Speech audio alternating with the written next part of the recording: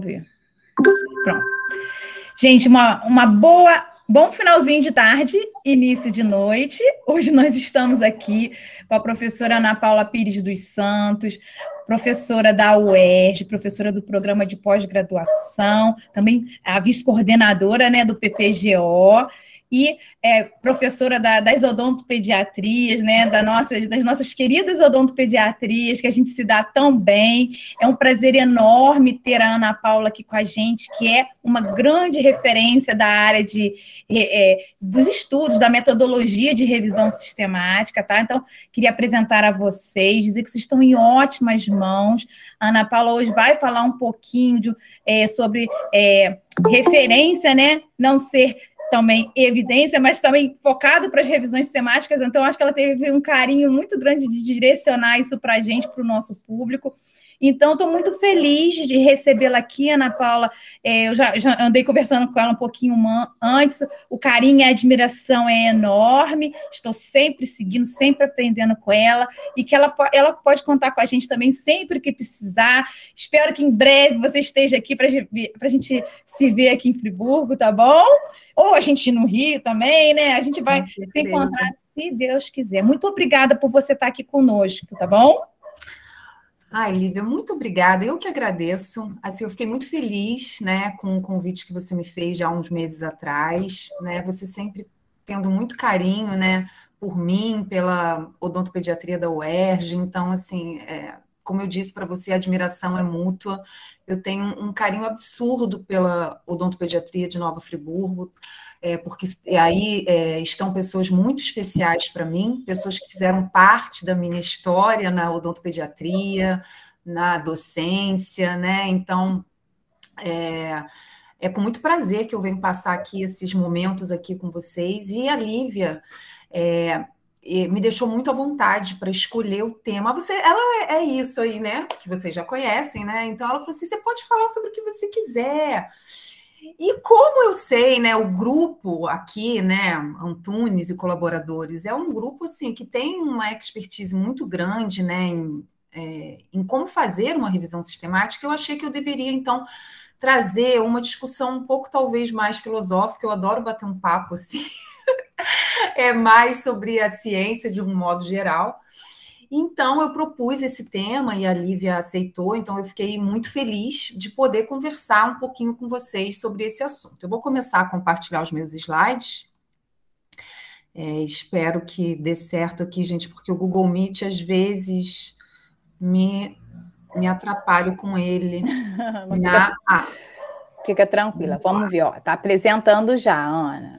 Tá no modo apresentação? E já tá maravilhoso. Só você apertar esse ocultar aí, ó, perfeito. Tá ótimo. Então, é porque você sabe que na UERJ a gente usa uma plataforma que ninguém usa, que é o Whereby. Eu uso muito o Google Meet para reunião. Aí, uma vez ou outra, quando eu tenho que apresentar uma aula aqui, às vezes dá um probleminha. Mas que ótimo, então, que deu tudo certo. Tudo certo.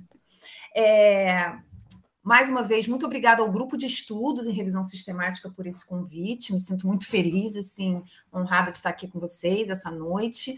E a gente vai conversar um pouquinho, então, sobre as revisões sistemáticas, mas seguindo como eu falei para vocês, uma discussão um pouco mais filosófica, pensando aí nessa diferenciação de referências ou evidências. Vou contar rapidamente a minha história para vocês com esse assunto, porque quando eu fiz meu doutorado, semana que vem faz 10 anos que eu defendi meu doutorado, e quando eu fiz meu doutorado, eu me aproximei muito do mundo da medicina baseada em evidência.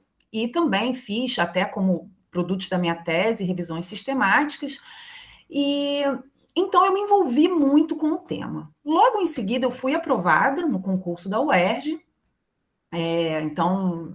ano que vem também faço 10 anos como docente na UERJ, e eu senti, assim, uma necessidade muito grande de discutir sobre odontologia baseada em evidência com os alunos de graduação. Só que não havia espaço, não havia uma disciplina onde eu pudesse conversar sobre odontologia baseada em evidência. Mas como quando eu entrei, eu virei logo coordenadora da Odontopediatria 2, e na Odontopediatria 2, na época, uma parte da carga horária era direcionada para seminários, eu falei assim, já sei, vou botar um seminário de odontologia baseada em evidência. E comecei a conversar, e eu ficava assim, muito digamos, chocada, triste, porque os alunos nunca tinham ouvido falar sobre odontologia baseada em evidência. A gente está falando de 10 anos atrás, mas assim, pensando que o movimento existe desde o início da década de 90, eu achava inaceitável que os alunos não estivessem discutindo mais sobre odontologia baseada em evidência. Então, eu virei a chata que ficava falando de evidência toda hora, mas com o tempo eu percebi que os alunos eles estavam interpretando, talvez, de forma errada o que eu estava querendo dizer com evidência. Não só os alunos, mas às vezes também alguns colegas. Então, eu ouvia... o meu slide passou, gente? Só para confirmar. Porque... Passou, Ana. Tá ótimo. Porque eu ouvi algumas frases assim do tipo: esse livro é ótimo, ele é baseado em evidência, tem referência para tudo. A minha dentista pensa diferente. Ela é super atualizada, vive lendo e citando artigos. Mas o fulano publicou um artigo A1 dizendo o contrário. Então, assim, eu ouvia muitas frases que me fizeram começar a refletir sobre o assunto.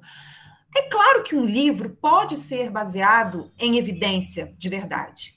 É claro que uma dentista pode ser atualizada de verdade. E é claro que o artigo A1 do fulano pode estar, sim, trazendo uma evidência robusta sobre algum determinado assunto. Mas, por si só, essas frases aí me mostravam que as pessoas talvez estivessem interpretando equivocadamente o conceito do que seria uma evidência de verdade. Aí até que na pandemia, durante a pandemia, eu fui convidada para dar uma live. Na verdade, convidada não. A gente inventou uma live, né? Eu, a professora Branca, o professor Paulo Nadanovski e a professora Fernanda Barja Fidalgo. Nós trabalhamos juntos e somos amigos, e a gente conversava sobre várias coisas que estavam acontecendo na pandemia, né, pelo WhatsApp e tal. E a gente decidiu, então, fazer uma live para falar sobre essa barreira de implementar a evidência na prática clínica.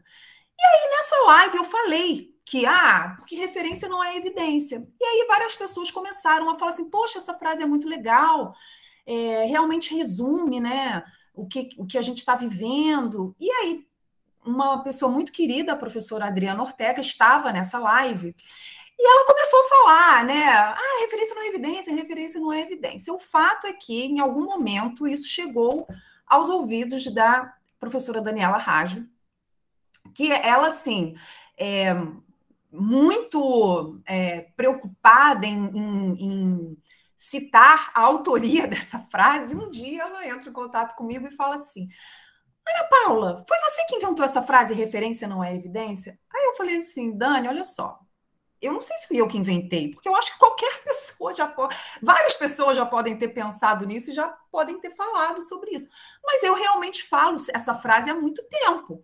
Ela, não, porque eu queria citar e eu queria dar crédito à frase. O fato é que daí a gente começou a conversar sobre o assunto e surgiu, então, a ideia de colocar no papel o que a gente estava querendo dizer com essa frase, referência não é evidência.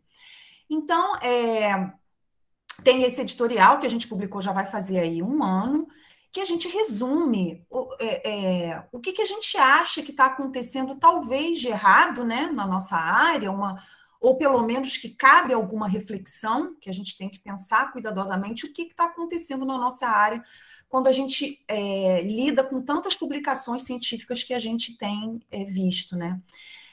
Então, foi com muito prazer que eu publiquei esse editorial com a professora Daniela Raggio e com o Paulo. Para quem não sabe, o Paulo é meu marido, então já declaro aqui meu conflito de interesse, né, de estar aí, ele ainda vai aparecer aí mais aqui, né, nessa apresentação, tá? Então, a gente começou a falar, né, poxa, referência não é evidência, pô, vamos criar então uma hashtag para a gente discutir com um pouquinho mais de seriedade o que está acontecendo, né?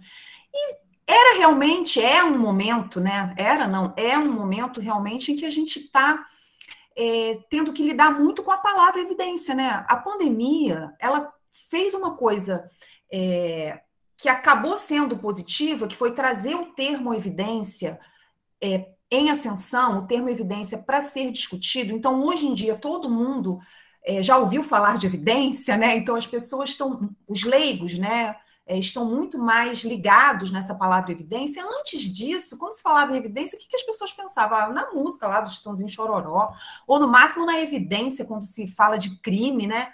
Mas as pessoas começaram a prestar atenção no significado da palavra evidência dentro do contexto da pesquisa na área da saúde, né? Porém, houve aí uma proliferação absurda de informações nas redes sociais, né?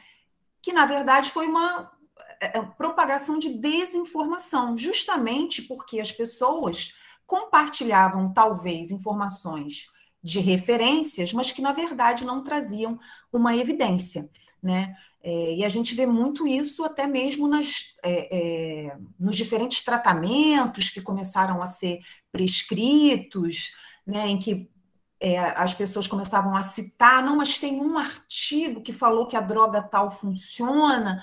Aí, quando a gente ia ler o artigo, não havia o menor rigor metodológico, ou então o artigo logo em seguida era retirado, né, ou retratado.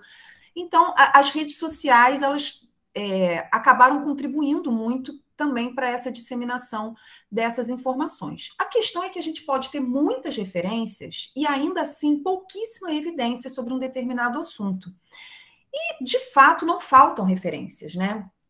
Na área da clínica médica, estima-se que seja necessário ler de 86 a 107 artigos nos 5 melhores periódicos para achar apenas um, que preencha critérios de qualidade e relevância que vão ajudar o profissional na tomada de decisão clínica. Na nossa área, a realidade não é muito mais animadora, não. Mais de um artigo sendo publicado a cada 20 minutos, mais de 6 mil periódicos odontológicos aí disponíveis no mundo.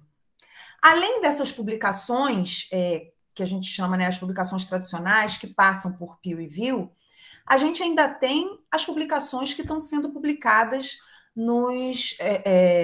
como preprints, né, ou pré-prints, né, que são esses servidores, né, ou repositórios de publicações científicas, onde não existe um processo de revisão por pares, então a gente consegue disponibilizar o nosso artigo de uma maneira muito rápida, né? Então essa lógica ganhou muita força durante a pandemia, porque obviamente estávamos todos com ânsia de informação, né? A gente estava lidando com uma doença desconhecida, a gente queria saber o que estava acontecendo, a gente queria entender a transmissão, entender como prevenir, entender os tratamentos, a eficácia dos tratamentos. Então havia uma urgência por informação, e os preprints, em teoria, servem justamente para isso, para a gente conseguir disponibilizar de forma bastante rápida uma informação que é muito importante. Mas a lógica do preprint, ela não foi seguida da maneira como esses repositórios foram idealizados, né? Porque a ideia é que você disponibilize rapidamente a sua pesquisa, que você receba feedback dos pares,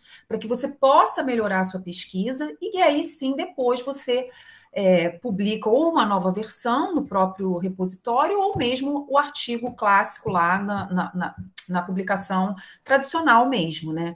Mas o que aconteceu é que os preprints acabaram sendo invadidos por pesquisas de qualidade muito duvidosa. Além disso, a gente também tem que lidar com as revistas predatórias, né? Eu imagino que vocês estejam aí familiarizados com esse tipo de publicação, mas de qualquer forma, eu trago aqui para vocês a definição das revistas predatórias, que são entidades que priorizam o interesse próprio às custas da excelência acadêmica e se caracterizam por informações falsas ou enganosas, desvio das melhores práticas editoriais e de publicação, falta de transparência, uso de práticas agressivas e indiscriminadas de solicitação de artigos. Então, são aqueles e-mails, as revistas predatórias nos abordam geralmente através de e-mails, aqueles e-mails que nos elogiam muito, né, e que enaltecem toda a nossa capacidade técnica e científica. Então, por exemplo, aqui, exemplos de e-mails que eu já recebi: a sua excelência, inovação na pesquisa e a contribuição para o campo da neurologia e desordens cerebrais é realmente de grande importância para a nossa sociedade.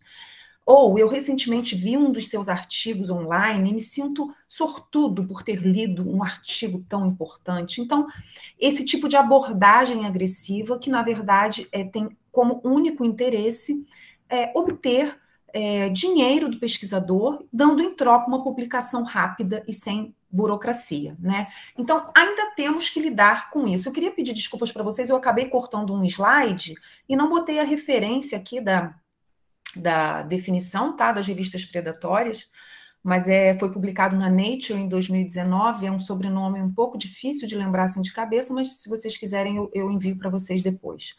Acabou ficando a referência no outro slide meu que eu cortei.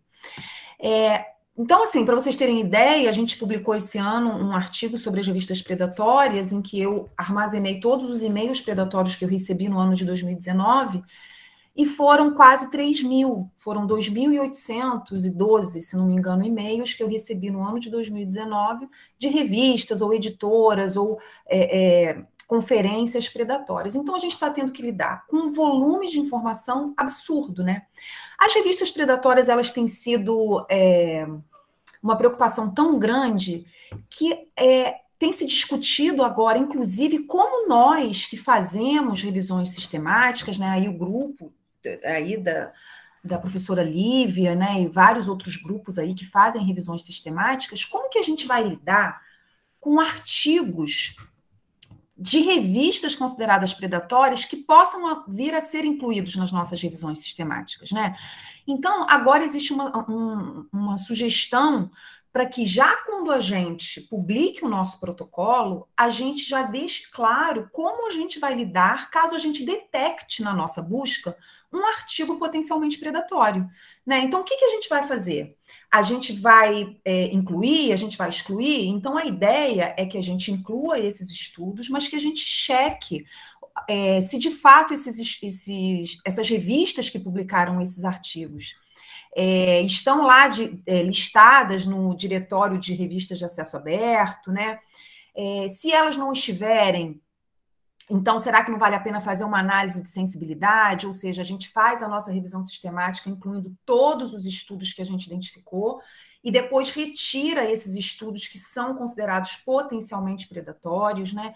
Então, até isso, a gente agora, ao elaborar as nossas revisões sistemáticas, a gente tem que prestar atenção, porque realmente estamos sendo inundados por uma quantidade muito grande de artigos e muitos deles podem estar, sim, sendo publicados nas revistas predatórias.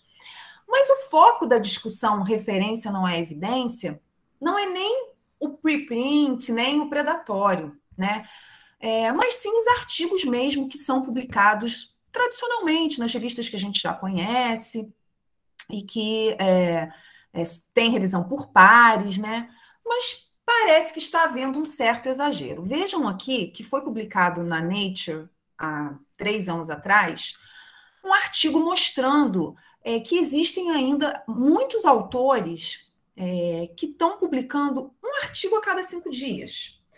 O que significa que, por ano, os pesquisadores estão publicando aí quase 80 artigos, 72 artigos, se não me engano, né? E aí a gente se pergunta, mas será que a gente dá conta mesmo de publicar tanto? E será que nós, como consumidores da evidência, a gente consegue ler tanta coisa assim que está sendo publicada? Será que a gente está seguindo realmente todos aqueles preceitos que justifiquem que a gente seja autor de tantos artigos? Então, eu acho que cabe também essa discussão, né, quando a gente vai fazer as nossas revisões sistemáticas, em definir o papel dos autores, de quem está de fato contribuindo, né? Será que a gente de fato está seguindo o que o Comitê Internacional dos Editores de Revistas Médicas nos propõe, né? Então, o que nos faz autor, né? Quem é um autor? Quem pode ser considerado um autor? Então, aquela pessoa que dá uma contribuição substancial para a concepção ou desenho do estudo, aquisição, análise e interpretação dos dados, que rascunhe ou revise as primeiras versões do estudo, que aprove a versão final do estudo e, muito importante, que concorde em se responsabilizar pelo estudo e que responda a qualquer questionamento sobre a acurácia e a integridade do mesmo. Então, às vezes, eu vejo as pessoas, de um modo geral, sejam os alunos, sejam os próprios professores e pesquisadores, muito felizes quando, consegui mais um. Óbvio que eu também fico feliz quando eu publico um artigo, mas é sempre um misto de felicidade e aquele frio na barriga, porque é mais um artigo sobre o qual você tem muita responsabilidade. Você está colocando aí para a comunidade científica toda ler uma informação. Então, assim, tem que ter muito cuidado para que essa informação seja uma informação confiável. Então, toda vez que eu publico um artigo, eu fico com frio na barriga. Acho que é aquela coisa do ator que, mesmo com experiência, na hora que ele vai subir no palco, ele fica com frio na barriga. Então, eu confesso que eu tenho frio na barriga toda vez que eu sei que um artigo meu está aí, disponível para todo mundo ler, porque eu encaro isso como uma responsabilidade muito grande, né? Então, eu acho que a gente tem que também pensar, nós, pesquisadores e professores, em chamar a atenção dos nossos alunos, que é uma responsabilidade muito grande publicar um artigo científico, porque você está compartilhando com uma comunidade inteira um achado, e que esse achado pode ter uma influência sobre uma determinada conduta. Então, que esse achado ele tem que ser um achado muito robusto, muito confiável. Então, por isso que a gente traz essa discussão de referência não é evidência, e eu falo que isso é o elefante que está na sala, né? O que significa isso? É um assunto que todo mundo sabe, todo mundo sabe que a gente está lidando com um problema de excesso de publicações, mas que as pessoas ficam um pouco desconfortáveis em falar sobre isso. Então é como um elefante aqui, né? Não tem como não ver esse elefante. Tá todo mundo vendo, mas tá todo mundo fingindo que ele não tá ali, né? E eu acho, na verdade, que a gente tem que parar de fingir que a gente não tá vendo o problema, né? Existem várias questões importantes, intrínsecas aí na produção da evidência, porque todos nós que somos professores e pesquisadores e alunos de pós-graduação sofremos pressões para publicar, mas eu acho que a gente tem que ceder até um determinado momento, né? A gente não pode publicar só por publicar. Então, por isso que eu gosto de falar que é o elefante que está aí, que é uma coisa desconfortável, que eu acho que a gente tem que começar a botar o dedo na ferida, porque se a gente não falar, ninguém vai falar. E nós somos as pessoas mais diretamente envolvidas e afetadas por isso que está acontecendo, né? Só que esse elefante aí na sala, obviamente que não fui eu que detectei isso, que imagina se eu seria a pessoa que detectaria isso. Há muitos anos as pessoas vêm discutindo sobre isso. Então, o Douglas Altman, um pesquisador assim maravilhoso, ele é um estatístico, inclusive todo mundo que estudou um pouquinho aí de estatística deve conhecer o livro dele, e infelizmente ele faleceu há uns 2 ou 3 anos atrás, e ele, em 1994, vejam, há 27 anos atrás, né, ele já falava, nós precisamos de menos pesquisa, pesquisa melhor, pesquisa feita pelas razões corretas, e abandonar o uso do número de publicações como uma medida de habilidade ou de capacidade já seria um começo, né? 20 anos depois, ele publicou isso num editorial que ficou muito famoso no British Medical Journal. 20 anos depois, o editor do British Medical Journal trouxe essa discussão novamente. Então, ele falou assim, o Altman escreveu que muita pesquisa tinha falhas graves por causa de desenhos de estudo inadequados, amostras não representativas, amostras pequenas, métodos incorretos de análise, interpretação equivocada. Mas 20 anos depois, eu temo que as coisas não estão melhores, mas até piores. Né? Então, assim, ou seja, o que foi feito nesses 20 anos depois que essa discussão começou? Um outro pesquisador importante, um biólogo, que foi também ganhador do Prêmio Nobel da Fisiologia, em 2002, no discurso dele, ele também falou isso, no discurso onde ele ganhou, né, o prêmio, ele falou assim, todos nós estamos conscientes atualmente que nós estamos nos afundando num mar de dados e ansiando, né, famintos por conhecimento. Ou seja, aqui é exatamente a frase referência não é evidência, ou seja, a gente tem muito dado, muita informação, mas a gente não tem muito conhecimento ainda. Ou, pelo menos, essa informação que a gente está gerando não traz necessariamente muito conhecimento. E já falei aqui do meu conflito de interesse para vocês, né? Mas o Paulo já discute também sobre isso há alguns anos, né? Então, em 2006, no editorial do Caderno de Saúde Pública, ele também fez uma crítica falando que quantidade de artigos não pode ser interpretada como qualidade da produção, ter artigos publicados é uma condição necessária, porém não suficiente para o desenvolvimento científico. Para contribuir com o desenvolvimento científico e com a saúde da população, a odontologia brasileira deve preocupar-se não somente com quantidade, mas também com qualidade dos artigos publicados. Então, óbvio que tudo que eu estou trazendo para vocês hoje vem fruto de muita coisa que eu já li, que eu já discuti com outras pessoas, né, que eu fui amadurecendo e que hoje eu, então, sinto que eu posso compartilhar com vocês essas ideias, né, eu me sinto à vontade para compartilhar com vocês essas ideias.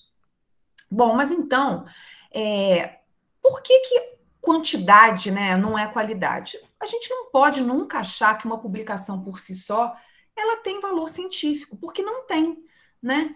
Hoje em dia, a gente sabe que é claro que se você quer publicar numa revista muito boa, é mais difícil.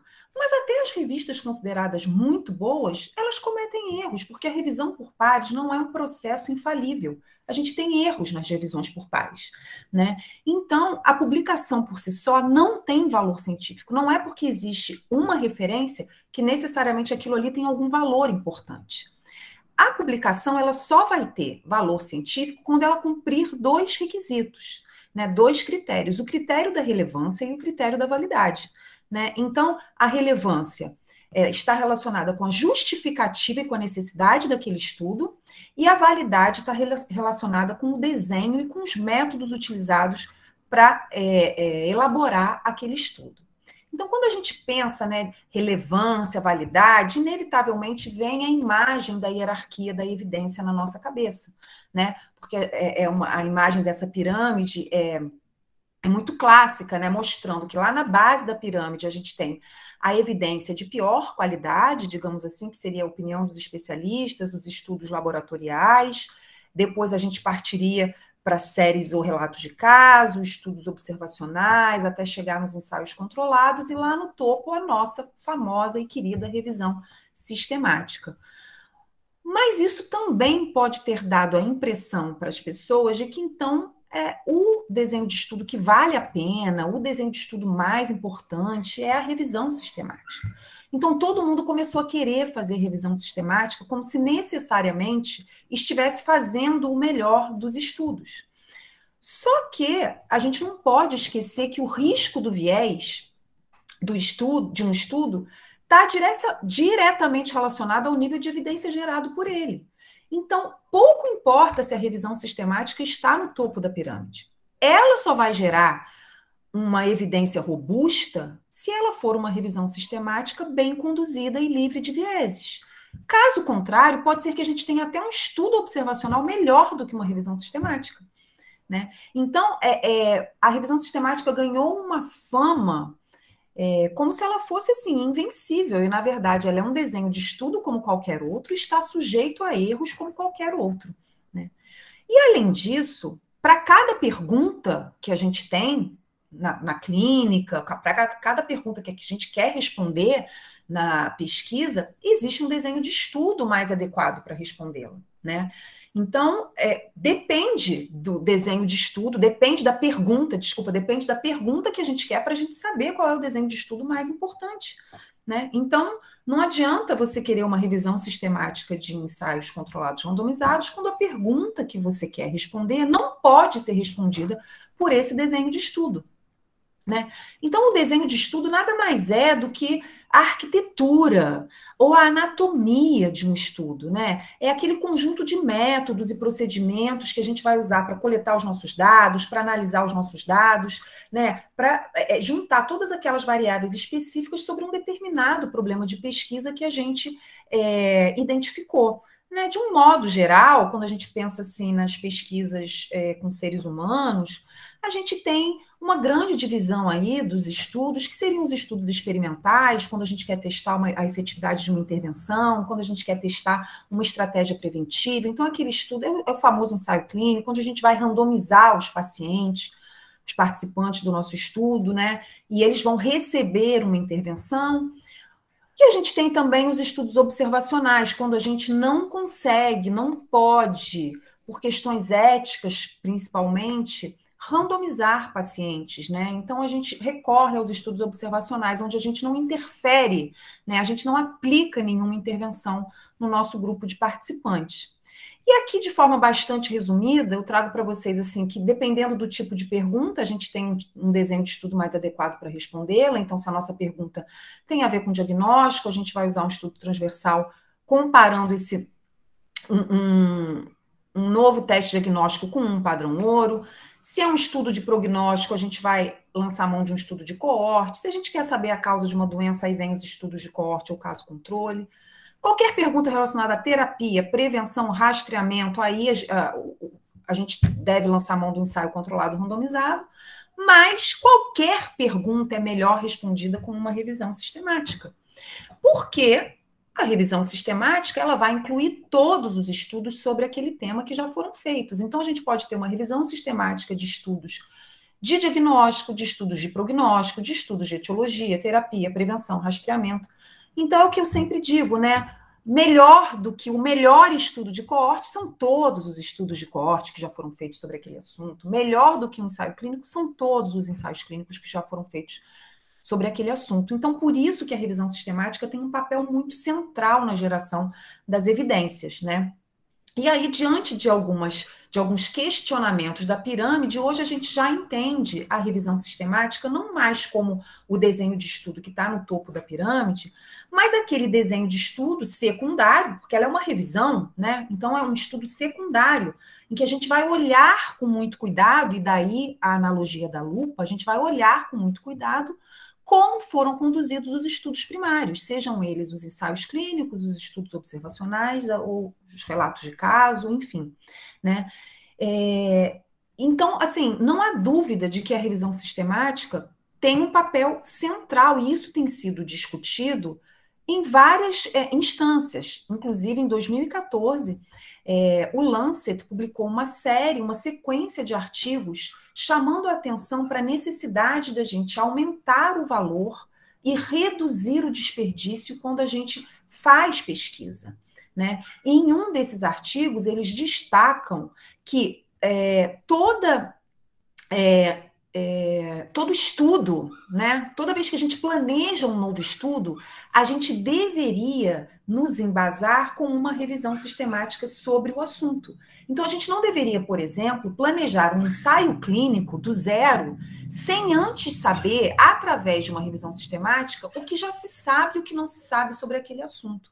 Então, a revisão sistemática seria o ponto de partida para qualquer estudo primário que a gente tenha interesse em desenvolver. É claro que não vai ter revisão sistemática para tudo, mas a gente deveria pensar dessa forma, que a gente primeiro precisa sintetizar tudo que já existe, para então conseguir planejar de forma eficiente, sem desperdício, um novo estudo primário, né? E mais recentemente, esse ano mesmo também, o Journal of Clinical Epidemiology publicou também uma sequência de artigos sobre a prática baseada em evidência, a pesquisa baseada em evidência, e novamente eles enfatizam que antes de um estudo ser conduzido, os pesquisadores têm que providenciar, né, têm que oferecer aí uma justificativa sólida, né? E a melhor maneira de fazer uma justificativa sólida, né, o método-chave para fazer isso, é conduzir uma revisão sistemática de estudos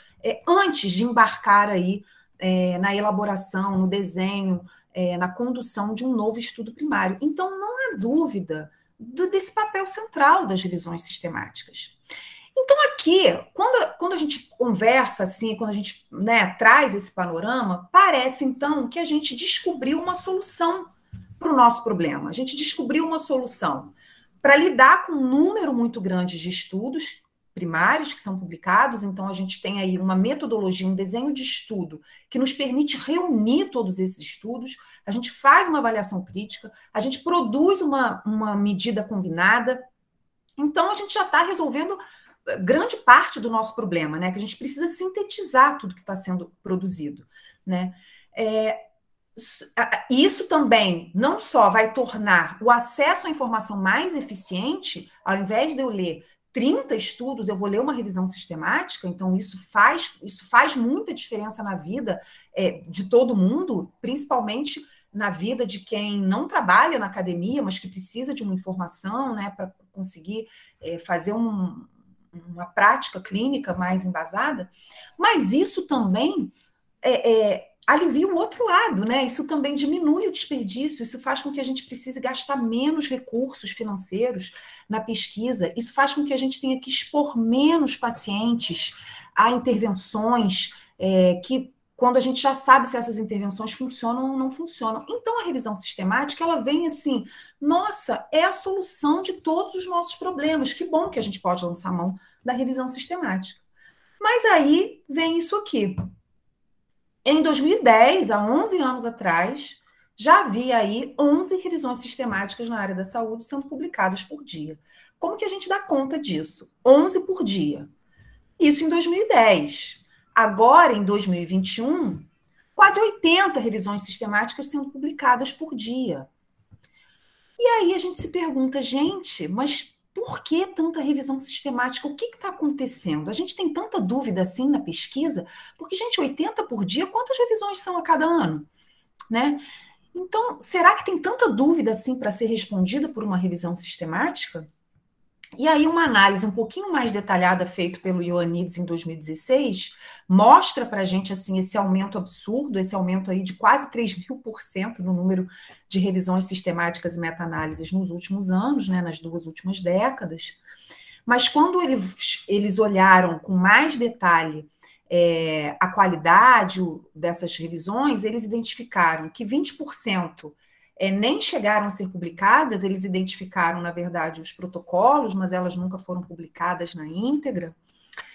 27% foram consideradas redundantes e desnecessárias. Por que redundantes e desnecessárias? Porque eu já tinha alguma revisão sobre o assunto, ou porque não era, de fato, necessário naquele momento, não estavam ainda no momento de se fazer uma revisão sistemática. 17% eram adequadas, porém inúteis. O que é uma revisão sistemática adequada, porém inútil? Ela até pode seguir uma metodologia correta, mas ela está respondendo uma pergunta que não tem relevância alguma, que não vai fazer diferença na vida de ninguém. 13% eram enganosas, usando abordagens genéticas ultrapassadas. Esse grupo muito importante aqui vem de revisões sistemáticas, inclusive, da China. 20% muito mal conduzidas, ou seja, erros sérios nos métodos. E apenas 3% dessas revisões da área biomédica foram consideradas adequadas e clinicamente úteis, né? Ou seja, elas preenchem os critérios de uma metodologia correta, mas elas também estão respondendo uma pergunta que vai fazer diferença na prática clínica. Então, ok, a gente tinha uma receita, a gente tinha uma solução para o nosso problema, mas essa solução está sendo utilizada de uma forma muito inadequada, né? Então, a gente vê estudos recentes, a gente tem visto muita publicação relacionada à meta-pesquisa, né, ou meta-ciência, ou meta-epidemiologia, ou seja, a pesquisa da pesquisa, e isso é necessário, porque a gente precisa fazer uma avaliação crítica daquilo que a gente está produzindo. E aqui mostrando discrepâncias em meta-análises que estão respondendo a mesma questão clínica e que foram difíceis de explicar, né? Então, esse estudo aqui, até feito o David Newman, né, um parceiro lá de Oxford, e ele fez com uma aluna dele essa avaliação, e eles compararam revisões Cochrane com revisões não Cochrane, mas sobre o mesmo assunto, e não havia concordância nas conclusões dessas revisões. Então, o que está acontecendo? Teoricamente, a revisão sistemática, se ela está seguindo um método adequado, ela deveria chegar em respostas iguais, se a gente estivesse fazendo a mesma revisão sistemática, né? Um outro problema também que tem acontecido é que muitas revisões sistemáticas estão sendo retratadas ou retiradas. Então, parece que tem havido um número muito grande de publicações de revisões sistemáticas com baixíssimo rigor metodológico, a tal ponto que isso é claramente identificado e essas revisões sistemáticas acabam tendo que ser retiradas, né? Então, poxa, não foi para isso, não era isso que a gente pensava que ia acontecer quando as revisões sistemáticas vieram aí com uma solução para os nossos problemas. E também essa pesquisa aqui feita sobre a reprodutibilidade das revisões sistemáticas também mostrou resultados nada animadores, mostrando que, é claro que quando a gente... o que a gente tem que pensar na metodologia de uma revisão sistemática? Ela tem que ser detalhada e transparente o suficiente, de tal forma que se eu quisesse reproduzi-la, eu conseguiria e chegaria nos mesmos resultados. Mas é claro que a gente não vai fazer isso por fazer. Os pesquisadores fazem isso para entender o quão reproduzível é aquela revisão sistemática. O quanto a gente... Será que a gente conseguiria reproduzir esse estudo? Né? E eles viram que não, que muitas revisões sistemáticas na área biomédica, que não são informações só específicas da odontologia, tá?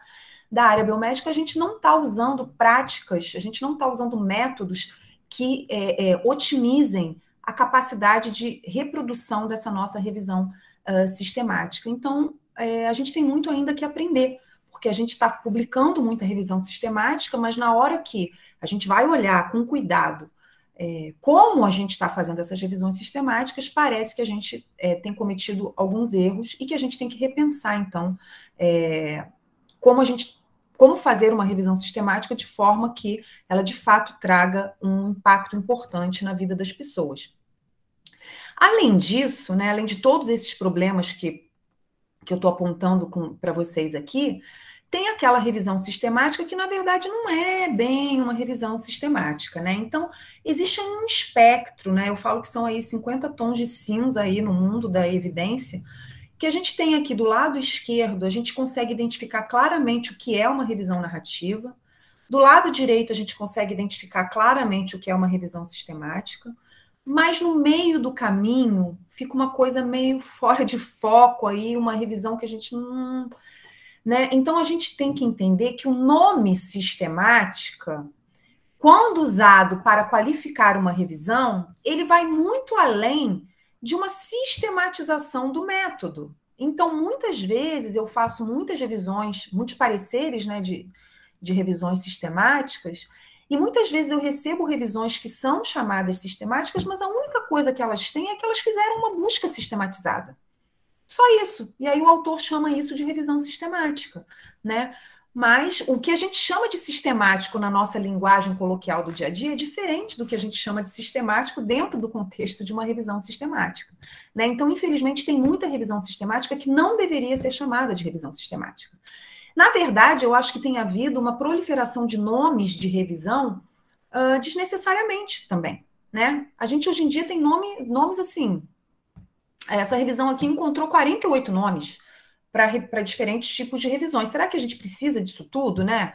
Então, a gente tem a família da revisão tradicional, que inclui a revisão narrativa, mas tem vários sinônimos, a revisão sistemática, a revisão das revisões, a revisão rápida, as revisões qualitativas, as revisões de métodos mistos, as revisões com um objetivo específico. Então, será que a gente precisa de tanto nome assim de revisão? Né? Eu sempre fico preocupada quando a gente acaba dando mais importância para o nome, para as nomenclaturas, do que para o método em si. Então, talvez aqui seja também, de novo, mais poluição que a gente está jogando aí no nosso ecossistema acadêmico, ecossistema de pesquisa, né? A gente não precisa de tanto nome, de tanto... A gente precisa de um método mais saudável, digamos assim, né? Porque toda vez que a gente coloca muita poluição aí no nosso ecossistema, a gente acaba fazendo com que as pessoas diminuam a sua crença no método científico. Porque elas começam a duvidar. Se qualquer coisa, se qualquer artigo é ciência, e se a gente tem tanto artigo falando tanta besteira, então a ciência não funciona. Então as pessoas começam a recorrer a outras coisas, que a gente pode recorrer a outras coisas para outras questões pessoais, cada um tem suas crenças, cada um pode acreditar no que quiser, mas quando a gente está lidando com a ciência, a gente tem que entender que o método científico tem que se sobrepor a essas crenças. Mas se a gente está fazendo ciência da forma errada, então talvez as pessoas não estejam erradas em começar a desacreditar, né, do método científico. Então, por isso que a gente tem que tomar muito cuidado. Mas, afinal de contas, eu fico falando que referência não é evidência, referência não é evidência. O que é evidência? Né? Então, eu vou trazer aqui para vocês a definição de evidência desse que é o livro mais clássico da medicina baseada em evidência, que é o livro Evidence-Based Medicine, How to Practice and Teach, que já está aí na 5ª edição, mas foi um livro que foi lançado lá na década de 90, né? E ele é o primeiro e provavelmente o mais importante, mais influente livro sobre medicina baseada em evidência. E ele diz para a gente que quando a gente... evidência, né? A evidência de pesquisa significa aquela pesquisa clinicamente relevante, às vezes das ciências básicas, mas especialmente da pesquisa centrada no paciente, né, da pesquisa clínica, sobre a acurácia e precisão de testes diagnósticos, sobre o poder de marcadores prognósticos, sobre a eficácia e segurança de estratégias preventivas, reabilitadoras e terapêuticas. Então, eu destaco aqui 3 aspectos dessa definição, que seria a evidência da pesquisa, a pesquisa clinicamente relevante e a pesquisa centrada no paciente. Então, para a gente discutir um pouquinho mais, né? Então, às vezes, para falar o que é evidência, é mais fácil falar o que não é evidência, né? Então, assim, a evidência, ela não é eminência, né? Aquele pesquisador mais velho, com cabelo branco, que acha que a experiência está acima da evidência, né? Ou aquele pesquisador que fala mais alto, aquele profissional que fala mais alto, né? Então, seria a medicina baseada em veemência, ou aquele que já fala mais mansinho, assim, que seria a medicina baseada em eloquência, ou providência, ou difidência, ou nervosismo, ou confiança, enfim. Isso foi uma piadinha que foi publicada num artigo, num comentário no BMJ, e eu acrescentei aqui a tendência, né? Porque são as curtidas no Instagram, que agora a gente... também, né, muitas pessoas baseiam a sua prática nas curtidas e nos seguidores. Tem que acrescentar aqui, curtidas e seguidores, né? Porque hoje em dia tem pessoas que escolhem os seus profissionais da saúde, eu vou no dentista, eu vou no médico, eu vou no fisioterapeuta, que tem mais seguidores no Instagram. Então, a gente chegou nesse ponto, infelizmente.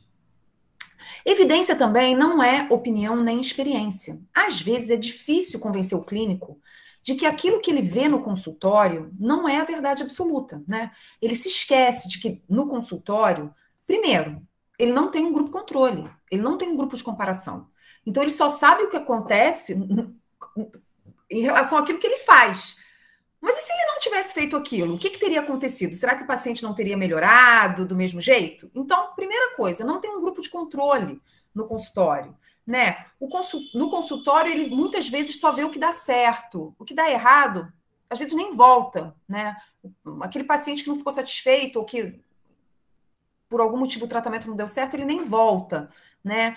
Ele vê um grupo muito selecionado de pacientes. Então, essa figurinha aqui eu acho muito interessante, né? Porque fala assim, não se preocupe, eu já fiz isso centenas de vezes, mas experiência pode significar apenas que você está cometendo o mesmo erro, só que com mais confiança, né? A evidência também não é contagem de artigos. O que eu quero dizer com isso? Muitas vezes a gente vai resumir a nossa evidência de uma forma equivocada, chamada vote counting, que a gente vai simplesmente contar o número de estudos que encontrou um resultado positivo, o número de estudos que encontrou um resultado negativo e vai chegar numa conclusão. A gente tem que ter muito cuidado em relação a isso quando a gente faz uma revisão sistemática e que os dados não permitem que a gente faça uma meta-análise, né? Porque a meta-análise é a síntese quantitativa da revisão sistemática. É a maneira que a gente tem de resumir numericamente os nossos achados. Mas às vezes a gente não consegue fazer esse resumo, porque os estudos eles são tão heterogêneos que às vezes é inclusive contraindicado fazer uma meta-análise. E aí a gente tem que ficar fazendo uma síntese qualitativa, que é um desafio. E a gente às vezes tem que tomar cuidado para não ceder à tentação de resumir dessa forma. Eu encontrei 10 estudos, eles são muito heterogêneos, eu não vou fazer uma meta-análise. Mas aí o que eu faço? Em 3 o tratamento não deu certo, em 7 o tratamento deu certo, então eu vou dizer que deu certo. Isso não é uma maneira adequada, né? Porque a gente aqui não está levando em conta o peso dos estudos, o risco de viés de cada estudo. Então a gente tem que tomar cuidado para não ficar contando artigo, né? Então, para chegar lá no final e dizer assim, não, mas essa revisão que eu fiz mostra uma evidência de que o tratamento funciona, quando na realidade você está usando uma estratégia equivocada para resumir essa evidência, como é o vote counting.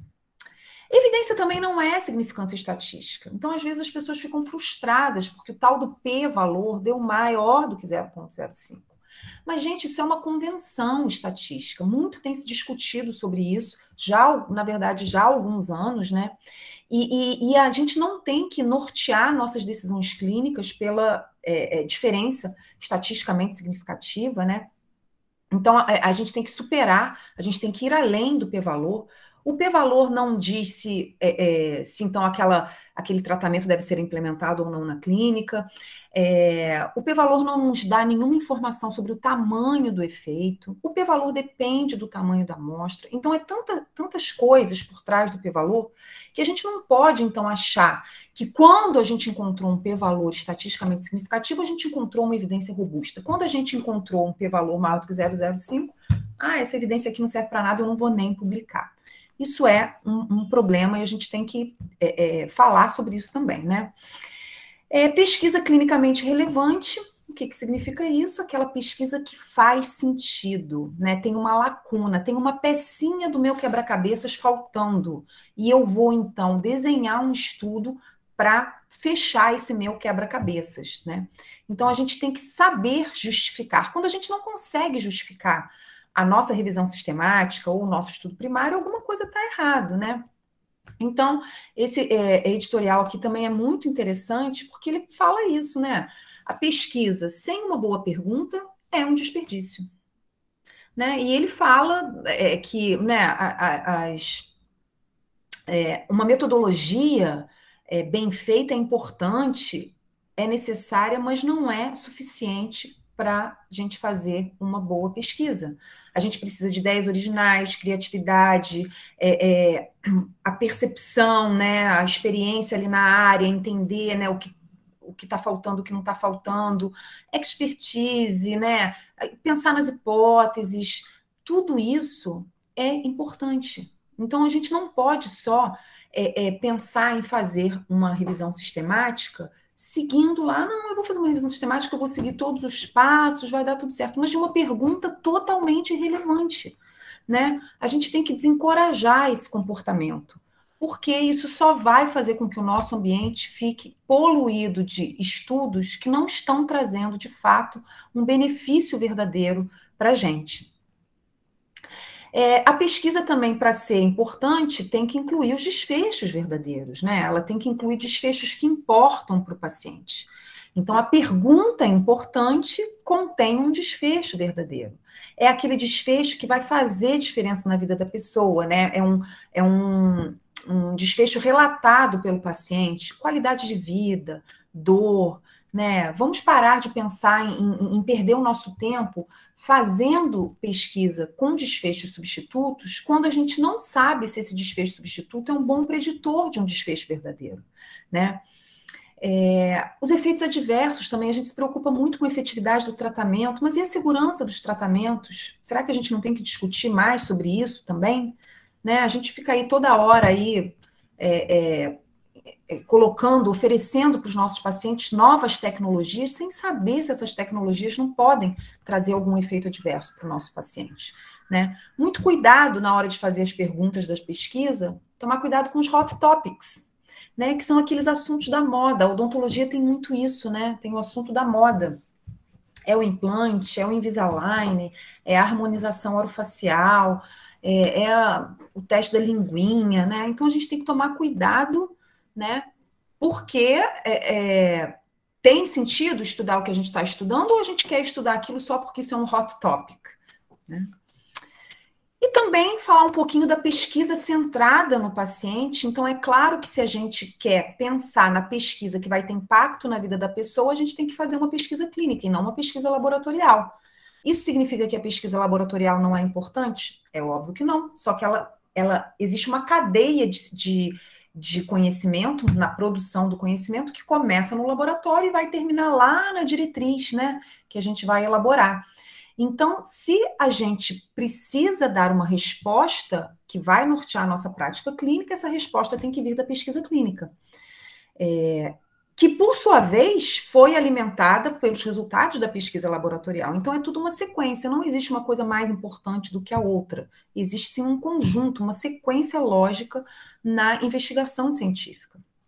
E isso, por exemplo, a gente sofreu muito disso na pandemia, porque o que a gente via? A gente via estudos vendo efetividade de drogas in vitro, né? Efetividade de drogas que tinham algum efeito inibidor da replicação do SARS-CoV-2 in vitro, mas que, obviamente, isso deveria ser testado em humanos, como os próprios autores da pesquisa aqui in vitro concluem, mas as pessoas queimaram etapas e começaram a extrapolar o resultado do laboratório para a prática clínica, e aí foi aquela bagunça toda que a gente viu que aconteceu. Eu acho que muito disso vem porque a gente tem uma imagem do cientista, né? Quando a gente pensa em ciência, cientista, a gente bota a palavra cientista no Google e procura pelas imagens, a gente só vê o laboratório, né? Só tem imagem de laboratório. Mas o que a gente faz na clínica é ciência, né? Então, o cientista ele não está só no laboratório, ele está na clínica também.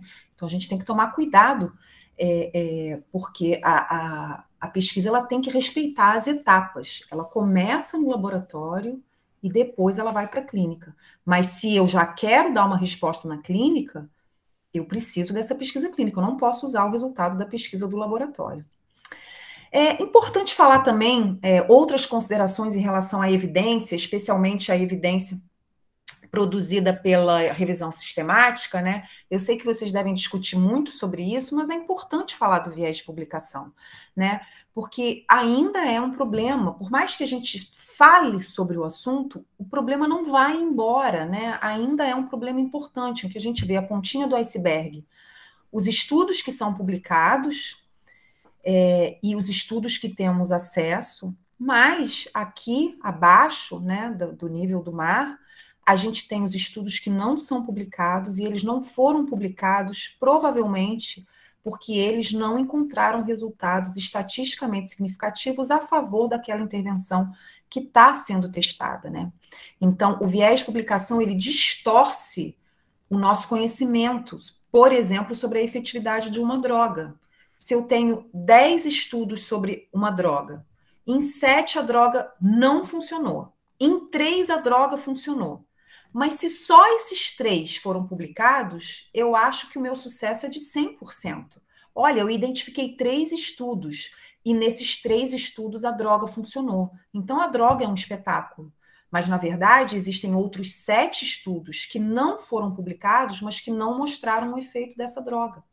Então, a gente também tem que ter cuidado na hora de elaborar e na hora de ler uma revisão sistemática e prestar atenção na busca, porque a busca é a melhor estratégia que a gente tem contra o viés de publicação.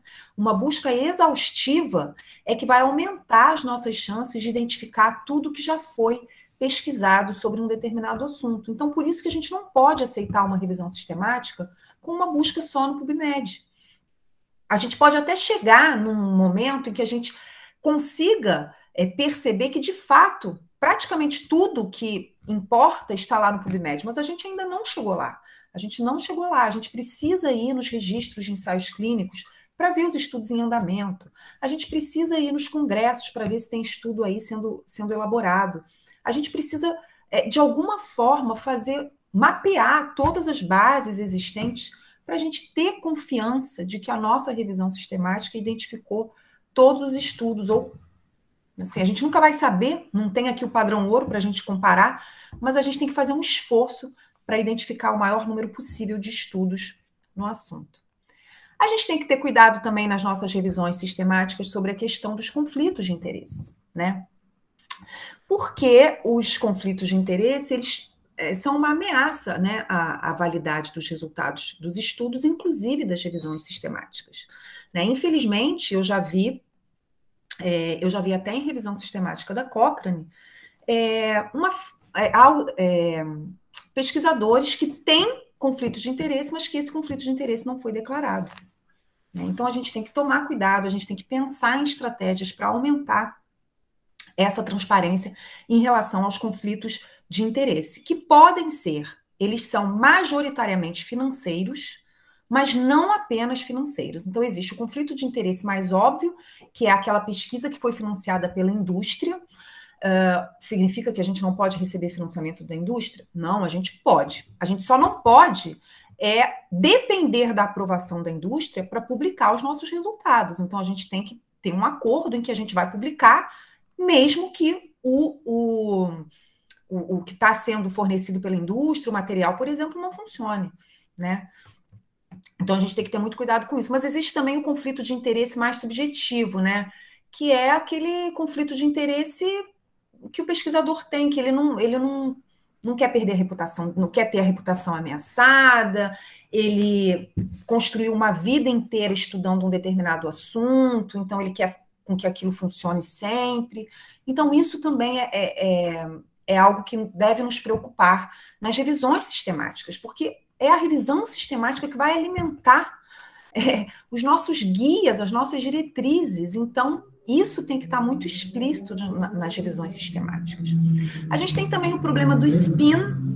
O que é o spin? O spin é aquele viés de distorção. É quando os autores, conscientemente ou inconscientemente, fazem, digamos assim, um embelezamento do seu artigo, dos seus resultados. É como se fosse o filtro do Instagram, né? Que distorce um pouquinho a realidade, né? É o filtro que vai tirar lá a gordurinha, a ruguinha, ou alguma coisa lá que a pessoa não queira que apareça, né? É o filtro que vai fazer um embelezamento do artigo, né? Então, o pesquisador encontrou um resultado. Na hora que ele vai colocar esse resultado lá no resumo lá na seção de resultados do seu resumo, ou na hora que ele vai concluir, ele pesa a mão, né? Ele extrapola, ou ele cria um gráfico que dá a impressão de que aquele tratamento, aquela técnica, aquela restauração teve um resultado muito mais surpreendente do que na verdade teve. Ou é assim, você teve o seu desfecho primário, mas o seu desfecho primário não encontrou um resultado estatisticamente significativo, você ignora o seu desfecho primário e enfatiza o secundário, porque no secundário você teve um resultado positivo, né? Então, a gente sabe que as revisões sistemáticas também sofrem desse tipo de viés de distorção. Então, a gente também... E onde se encontra mais o viés de distorção, gente? Na conclusão do resumo. E o que as pessoas mais leem? A conclusão do resumo. As pessoas vão direto na conclusão do resumo. E pronto, e aí elas acham que elas leram o artigo. Não pode ter preguiça, gente. Tem que ler o artigo na íntegra, tem que ler a revisão sistemática na íntegra. Né? Porque o abstract pode estar cheio de spin, principalmente a conclusão. Vamos lembrar também do viés de confirmação, né? Que é quando aquela revisão sistemática ela está muito enviesada na sua própria justificativa, né? Ela está muito enviesada na sua própria pergunta, porque é como se o pesquisador quisesse só confirmar um conhecimento, uma crença que ele já tem a priori, né? Então, ele reforça aquilo que vai a favor do que ele acredita e ele ignora aquilo que vai contra o que ele acredita, né? E a gente tem que tomar cuidado porque uma boa revisão sistemática ela tem que ser imparcial. Só um minutinho, gente. E aqui eu trago essa frase do Darwin, né? Que fala muito sobre essa questão do viés de confirmação, porque a gente tem que tomar cuidado, gente, porque isso é uma coisa que acontece naturalmente, né? Então, a gente tem que se policiar. E ele falava o seguinte, durante muitos anos eu segui uma regra de ouro, ou seja, toda vez que um fato novo, uma nova observação ou pensamento me vinha à cabeça, ou que me era apresentado, e que era oposto, vinha numa direção contrária aos meus resultados, eu fazia um memorando, né? Eu fazia um relato no mesmo momento. Porque eu já sabia, por experiência própria, que esses fatos, que essas ideias poderiam sair da minha cabeça, poderiam me escapar muito mais do que aqueles que já estavam de acordo com aquilo que eu acreditava. Né? Então, aqui um exemplo clássico de viés de confirmação, né? Ele aqui está, o próprio Darwin está compartilhando o que ele fazia, a estratégia que ele fazia para ele não cair na armadilha do viés de confirmação. E eu acho que a gente não pode ignorar quando a gente ouve uma coisa que vai contra o que a gente sabe, o que a gente acredita, o que a gente acha que é verdade. A gente tem que fazer uma avaliação crítica também, né? Uma coisa que também acontece muito nessa lógica aí da referência não é evidência é essa diferença entre familiaridade e verdade. Porque se uma informação soa familiar, ela é repetida, se ela é repetida muitas vezes, ela acaba virando verdade, né? Então, os psicólogos conhecem bem esse fenômeno, né, daquilo que acaba virando verdade pela repetição, pela familiaridade, e a gente tem que tomar muito cuidado, né, porque isso acaba sendo uma armadilha da indústria para a gente.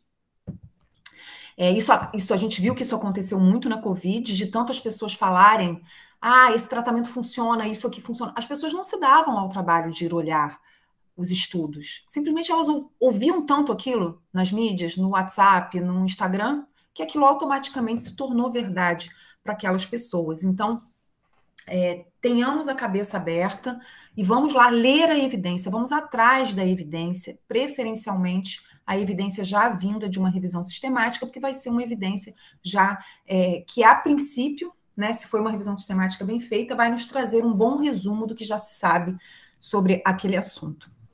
Uma outra questão importante que eu acho que a gente tem que pensar também, quando a gente vai fazer ou quando a gente vai ler uma revisão sistemática, é essa questão das comparações injustas. O que significa isso? Essa figura, né?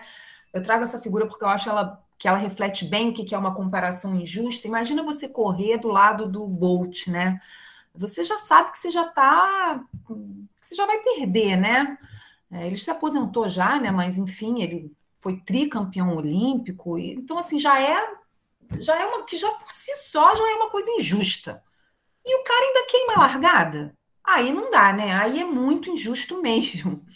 Então, o que é uma comparação injusta numa revisão sistemática de um ensaio controlado, randomizado, por exemplo?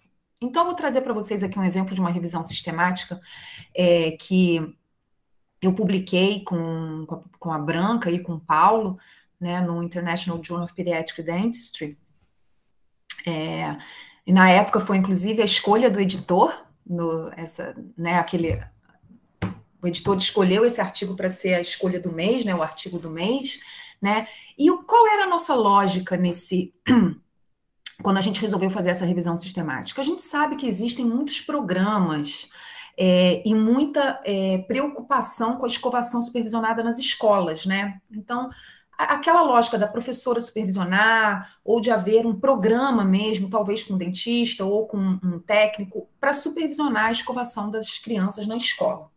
E a gente se perguntava assim, será que isso, de fato, traz um benefício anticárie para as crianças? Além do benefício já oferecido pela pasta com flúor, né? Então, será que a gente precisa mesmo ter um programa de supervisão de escovação nas escolas? O quanto será que isso está fazendo com que a nossa incidência de cárie diminua?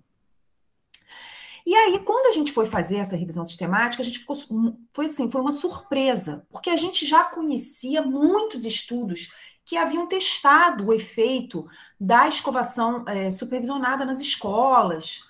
Mas na hora que a gente foi incluir, a gente só conseguiu incluir 4 estudos. Por quê? Porque a maioria dos estudos usava comparações injustas.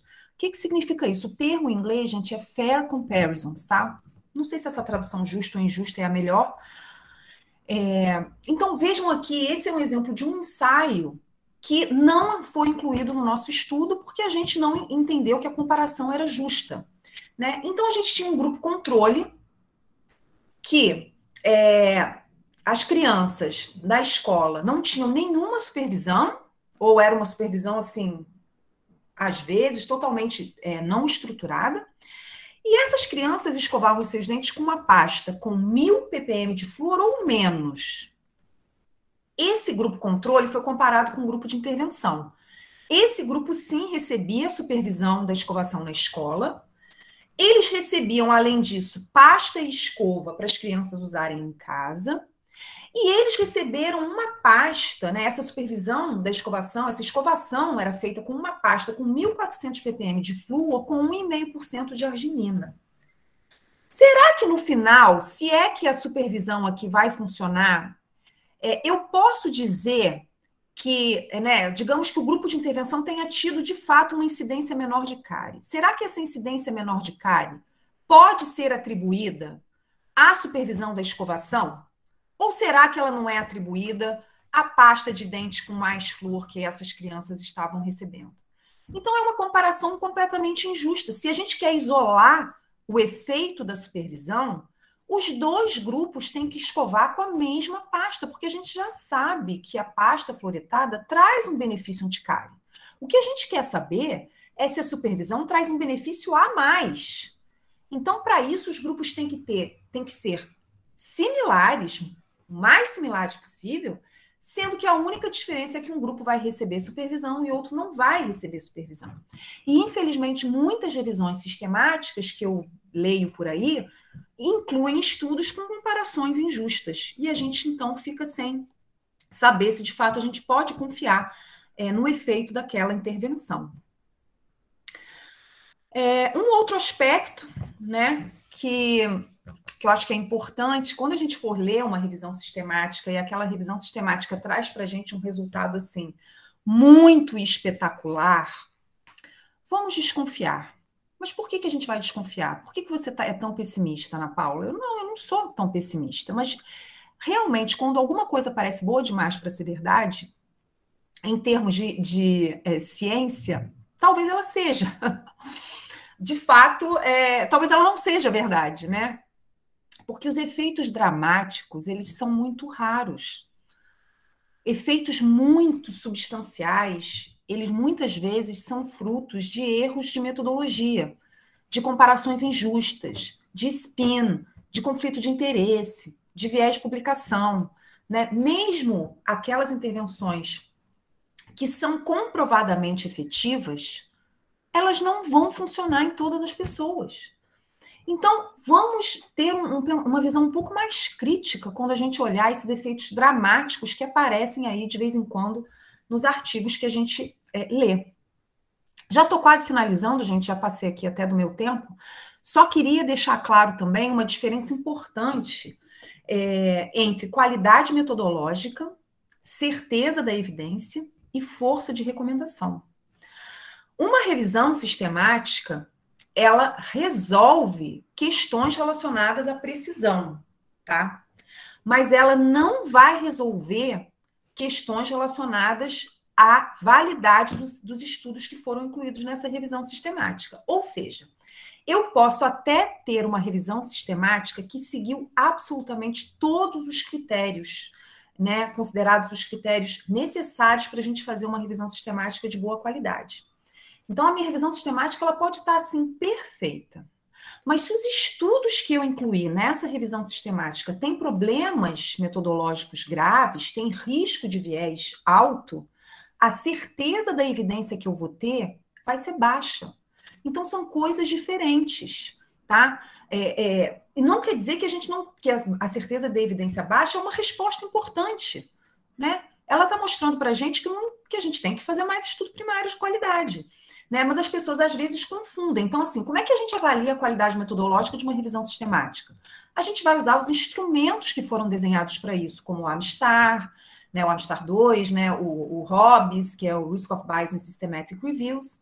Né? Agora, para a gente avaliar a certeza da evidência que foi produzida por essa revisão sistemática, aí a gente já vai usar o GRADE, né, que vai considerar aspectos inerentes aos estudos incluídos, aos estudos primários, seja o risco de viés, a heterogeneidade, a imprecisão. Então, é outro tipo de avaliação.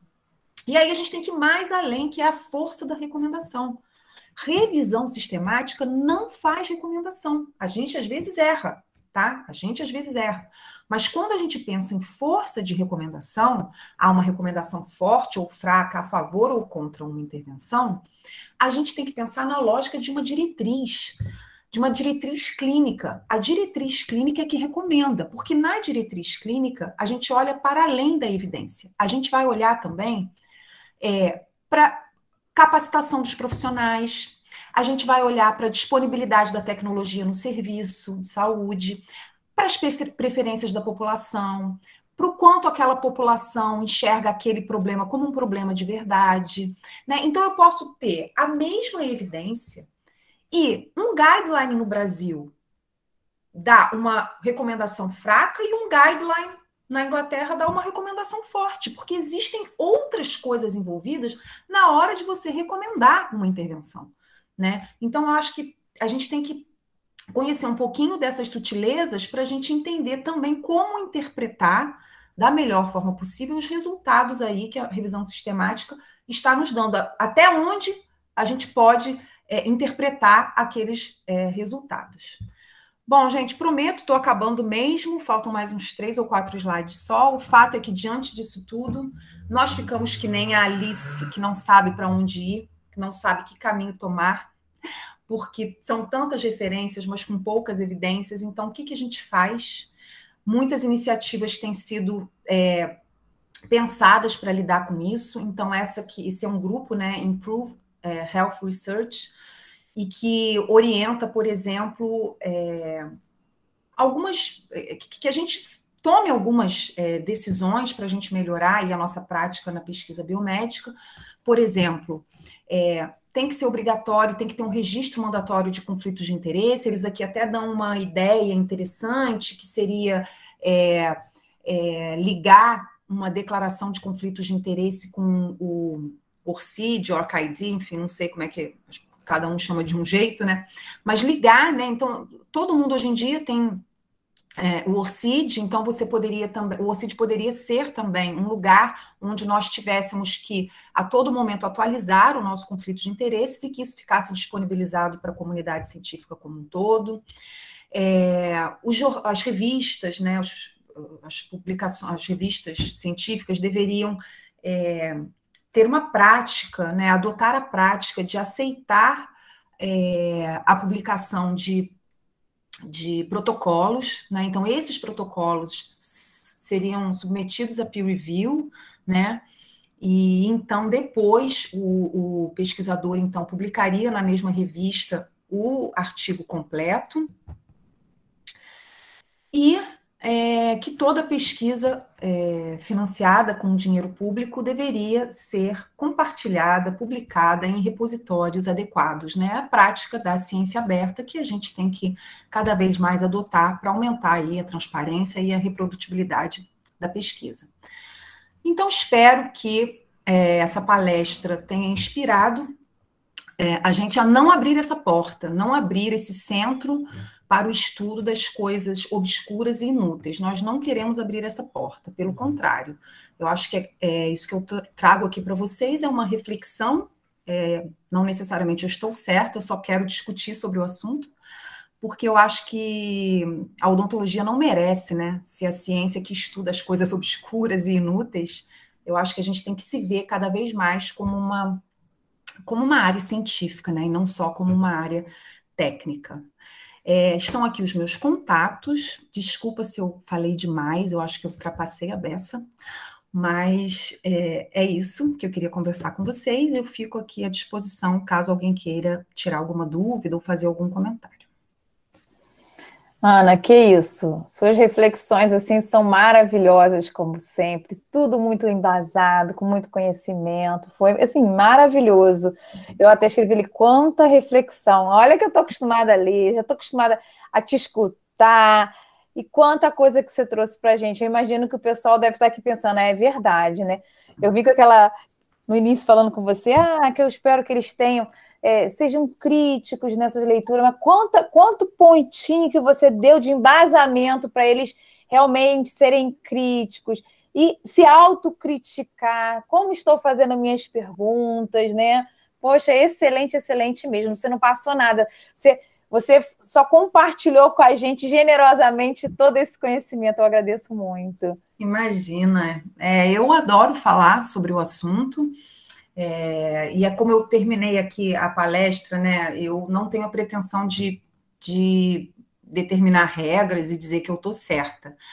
Eu só acho que a gente tem que conversar mais sobre o assunto, porque é um problema que não fui eu que identifiquei, isso os outros pesquisadores identificaram e eu simplesmente eu acho que a gente tem que discutir mais, porque eu acho que a pandemia ensinou muito para a gente, assim, Lívia, infelizmente, né, ensinou, a gente precisou passar por uma pandemia para discutir mais ciência, mas para ver como estamos todos muito vulneráveis, né? A gente viu, inclusive, profissionais da área da saúde que não conseguem entender ciência, né? Então, eu acho que a gente está num momento que a gente tem que discutir muito isso, e que a gente tem que discutir o nosso papel como pesquisador. Será que a gente só quer produzir papelzinho? Será que a gente só quer ter um currículo inflado? Mas o que está, de fato, fazendo diferença, né, na vida das pessoas? Então, eu acho que, assim, esse assunto, eu gosto muito de conversar, eu gosto de trocar ideias, né, para a gente tentar pensar e evoluir como classe. Ninguém vai fazer nada sozinho. Eu acho que a gente é que tem que fazer uma crítica. Agora, se a gente também vê um problema e bota tudo para debaixo do tapete, aí nada muda, né? Nada muda. Então, a minha motivação é sempre conversar e trocar ideias, assim, né? Ver o que as pessoas acham. Será que alguém concorda comigo? Será que eu estou pensando sozinha? Será que eu estou viajando?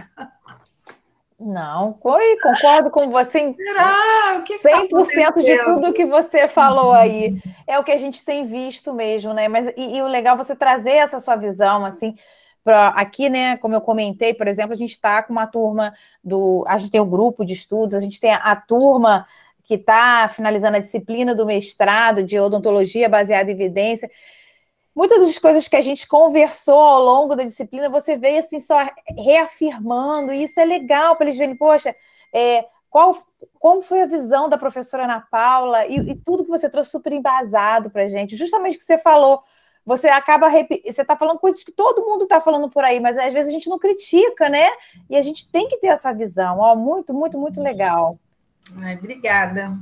Muitos elogios aqui, todo mundo falando, excelente palestra, valeu a reflexão, excelente, maravilhoso, muito bom. A gente acabou não tendo pergunta. A gente teve uma perguntinha, Ana, não sei se você vai entender o contexto, ou se a Sueli estiver aí, quiser abrir o microfone e perguntar. Ela perguntou assim... Acabei de ler aqui. Você viu? Você lê aí? Li, então, assim, no caso de unfair comparison, este item é considerado detalhado nos critérios de inclusão, não inclusão do estudo? Sueli, excelente pergunta.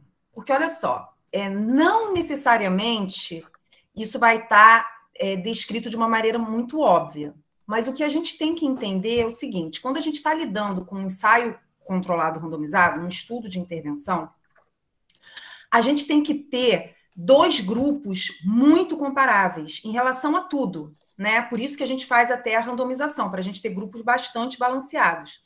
E a gente tem que ter cuidado porque os grupos eles só podem diferir na intervenção de interesse que a gente quer testar. Então, no exemplo que eu trouxe para você, o grupo ele era diferente não só porque ele recebia a supervisão da escovação na escola, então era aquele momento que está lá o professor, todo mundo junto, escovando o dente, mas eles recebiam uma pasta com uma quantidade maior de flúor do que o outro grupo. Então, isso tem que ser uma reflexão também do pesquisador, né? O pesquisador tem que ter a preocupação de saber se aquela comparação é uma comparação justa. Como cada pesquisa tem a sua particularidade, a gente não vai ter um guideline que vai dizer para a gente, olha, isso aqui é uma comparação justa, isso aqui é uma comparação injusta. O que a gente tem que entender é que a comparação justa é aquela em que o grupo de intervenção ele difere do grupo controle apenas em relação à intervenção que está sendo testada, né? Então, ali teve menos cárie no grupo da supervisão da escovação, mas foi a supervisão? Será que não foi porque estava usando uma pasta de 1.450 ppm e o outro grupo, quiçá, estava usando uma pasta de 1.000, com muita gente usando uma pasta com menos flúor? Então, esse exercício, ele faz parte do momento em que a gente está extraindo os dados da nossa revisão sistemática. A gente tem que ter cuidado na hora de pensar, esses grupos aqui são comparáveis? Então, eu vou incluir. Se eles não são comparáveis, eu vou excluir. E aí eu justifico isso claro, a gente tem que ter aquele formulário que justifica por que a gente está excluindo os artigos, né? Até porque esse nível de detalhamento provavelmente a gente só vai ver na hora que a gente for ler o artigo na íntegra. Então, a gente já pode justificar a exclusão do nosso estudo por causa disso. E é um exercício também, Ana, para a gente delinear os nossos estudos, né? Olha que importante isso. Exatamente. Porque você, né? Não, eu não vou dar nada. Eu não vou dar nada, mas dá um monte de coisa, né? Dá pasta, dá orientação, faz visita, faz não sei o quê. Então, a gente tem... Essas nuances são muito importantes, né? A gente tem que ter clareza, né? Que resposta que eu vou ter com essa comparação aqui, né? Então, isso é bem lembrado mesmo. Isso é muito importante quando a gente vai delinear os nossos grupos de comparação lá. Perfeito. A Sueli agradeceu ali. Tem outra perguntinha, Ana. Você está vendo aí? Tá, sim. Uma pergunta para a Ana Paula, por gentileza. Sua opinião. Que não a publicação de artigos. Essa é a pergunta de $1 milhão, Lígia, porque porque isso, inclusive, é uma das justificativas para se usar essas métricas de publicações, porque seriam métricas um pouco mais objetivas, né? Então, você consegue, o fulano publicou 100, o ciclano publicou 50, então o fulano merece mais do que o ciclano. Mas existe muita coisa envolvida aí, né, que eu acho que é pouco explorada, que é o próprio impacto da pesquisa que a pessoa está publicando, né? Não só o impacto em termos de citações, mas o impacto em termos de mudança de uma diretriz, impacto na implementação de uma política de saúde, mas são questões que são realmente difíceis de serem avaliadas. Além disso, existem pesquisadores que publicam temas muito locais, que são muito importantes, mas que têm um interesse mais local e que ele nunca vai publicar numa revista internacional porque as pessoas não se interessam por esse assunto lá fora. Talvez ele publique menos, porque tenha menos interesse. Então, assim, outras coisas, a gente pode pensar em outras maneiras de medir, né? Mas eu acho que a gente poderia começar, talvez, ao invés de ficar só medindo número de publicações, pensar nessa parte mesmo do impacto. Essas publicações receberam alguma citação na vida? Tiveram algum impacto no meio acadêmico? Alguém está lendo isso? Está servindo para alguma coisa, né? É isso, mas essa discussão, olha, horas, a gente pode ficar aqui horas pensando em maneiras, né, de pensar em que métricas que a gente pode avaliar, mas os próprios programas de pós-graduação atualmente, não estou falando do pesquisador individualmente, mas os próprios programas, eles estão preocupados, né? A avaliação dos programas está preocupada com outras coisas, né? Não só com o número de artigos. Mas vamos ver. Mas é difícil, porque assim, o número de artigos ele acaba aumentando a sua chance de ter uma progressão na carreira, aumenta a sua chance de conseguir um financiamento, aumenta a sua reputação. Então, se isso não mudar, a gente vai continuar replicando esse mesmo modelo. É verdade. Por isso que a gente precisa de encontros, de reflexões como essa, Ana. Ai, que bom. É isso aí. Eu acho que o pessoal agradeceu aqui bastante. Também não quero tomar muito mais o seu tempo. Quero só agradecer realmente muito. A Ângela mandou um beijinho aqui também, agradecendo, ela teve que sair. Queria aproveitar o momento e fazer a divulgação aqui. Vamos fazer do encontro do PPGO que vai ter da UERJ. Ano passado eu assisti, um encontro maravilhoso. Vamos fazer fazer a propaganda aqui, gente. Sigam lá, tem um Instagram do próprio programa, não tem, Isso, Ana? sim, PPGOD UERJ. A gente é PPGOD, Lívia, porque o PPGO da UERJ é a oceanografia. Então, a odontologia é PPGOD, né? De odontologia. Exatamente, Perfeito. OD de odontologia. Então, obrigada, Lívia, pelo espaço que você está me dando aqui para divulgar. O encontro é sexta-feira que vem, dia 1º de outubro, de 2 às 5. A gente vai falar de produção, síntese e aplicação da evidência. A gente tem professores fantásticos aí para discutir com a gente, a Cecília Ribeiro, Fausto Mendes, o Vitório, o Ramon, Annelise, Françoise. Sigam lá, então, o nosso perfil no Instagram, que é o PPJD, o D. Por isso, gente, o O é da oceanografia. Então, chegamos depois e aí tivemos que ficar com D. Então, sigam lá o nosso perfil. É só entrar no canal do YouTube do programa, gratuito. Eu acho que vai ser uma discussão rica. Eu tenho certeza que vão ser palestras riquíssimas. A estrutura achei fantástica que vocês criaram, né? Dos tópicos, um interligando ao outro. Assim, vocês estão de parabéns. Eu super recomendo. Vou lá no meu Instagram, no pessoal, lá no Antunes, estou sempre repostando, porque coisa boa a gente tem que compartilhar mesmo. E é assim que a gente vai criando o nosso senso crítico, né? Construindo as nossas opiniões. Trocando ideias, né? Exato, escutando pessoas maravilhosas assim, é sempre muito bom. Tá, Ana? Realmente queria agradecer e deixar a dica aqui para o pessoal. E também queria até te convidar também, a professora Ângela saiu, também aproveitar esse momento aqui, tá? Lá em novembro a gente vai estar com a nossa jornada também da Odonto de Friburgo, né? Então, a gente vai divulgando e tal, a gente vai divulgar nas mídias, mas já está rolando um pouquinho lá no Instagram dos alunos, que eles preparam com muito carinho. Então, também já deixar aqui o convite, né, gente? Vamos nos preparando, tem as apresentações de trabalhos científicos, quem quiser ótimo, participar. Vou divulgar para as minhas alunas. E divulga assim, que também é online, é de graça. Quem sabe a gente também no próximo ano Você já teve na nossa jornada presencial, né, Ana? Eu lembro. Foi 2018.